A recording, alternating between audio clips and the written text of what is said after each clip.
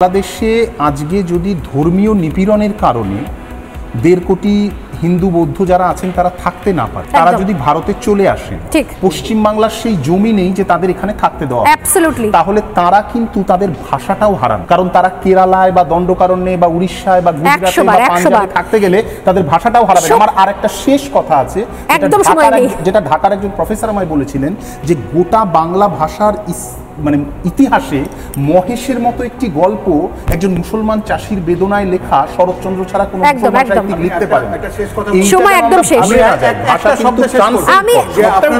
আপনারা বলছেন যে এটা সাম্প্রতিককালে ঘটেছে, আমি বলছি এটা সাম্প্রতিককালে নয়, খুব ধীরে ধীরে করা হয়েছে। সেটা একদম উদাহরণ 1947 সালে পাকিস্তান যখন তৈরি হয় তখন পাকিস্তানের সাপ্তাহিক দিন ছিল, সাপ্তাহিক ছুটির দিন ছিল রোববার, সেটাকে 77 সালে পরিবর্তন করে শুক্রবার করে। বাংলাদেশও ঠিক একই চলছে।